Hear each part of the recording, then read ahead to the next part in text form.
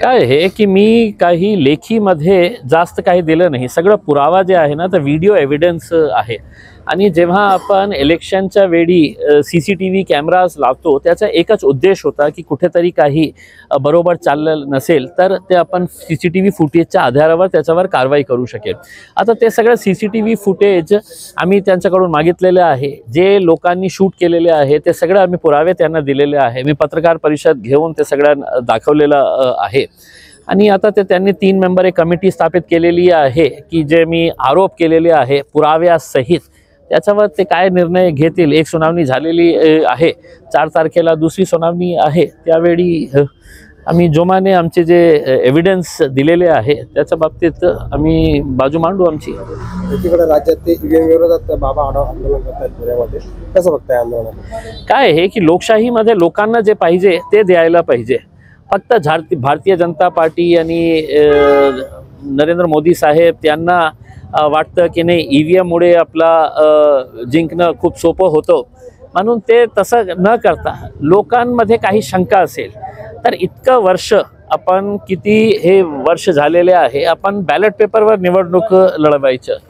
आता ते EVM machine आलेली आहे, लोकांचा संभ्रम आहे, संशय आहे की नाही या EVM मशीनला आपण टॅम्परिंग करता येतं, ते भारतीय जनता पार्टी कशा प्रकारे करत आहे।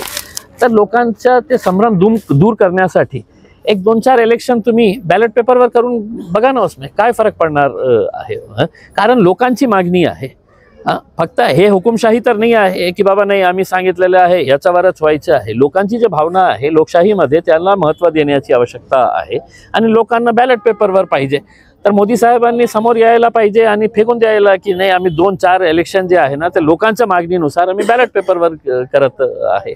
तुमची भूमिका काय पण तुम्हाला EVM वर आक्षेप आहे? नाही, लोकांची जी भावना आहे ते माझीच भावना आहे। म्हणजे या विधानसभेच्या इलेक्शनचा निकाल तुम्ही बघितल्यानंतर तुम्हाला कळेल की किती वेळा लोकांनी तो रिकाउंटिंग केलेली आहे। आता जे 5% VVPATचं हे करायचं आहे, मोजणी करायची आहे, त्याच्यासाठी किती उमेदवारांनी, म्हणजे याचा अर्थ हे होतो की काहीतरी झोल झालेला आहे निकालामध्ये, म्हणून लोक इतका जे रिकाउंटिंग होतो आणि सगळं चॅनल्सवर। आता जेव्हा त्यांनी बघितलं सरकारनी की सगळं चॅनल्सवर सोशल मीडियावर या निकालावर प्रश्नचिन्ह उपस्थित करण्यात येत आहे, तर त्यांनी किती चालाकीने सगळा मुद्दा डायव्हर्ट करण्यासाठी अजमेर शरीफची दर्गाच्या खाली सर्वे करायचा आहे।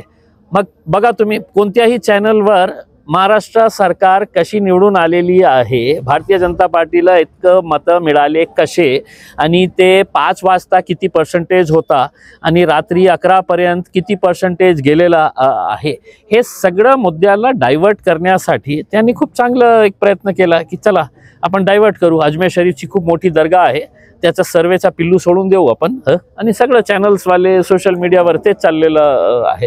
तर हे सगळं सुनियोजित आहे, म्हणजे ते खूप टॅक्टफुली हे सगळं करतात।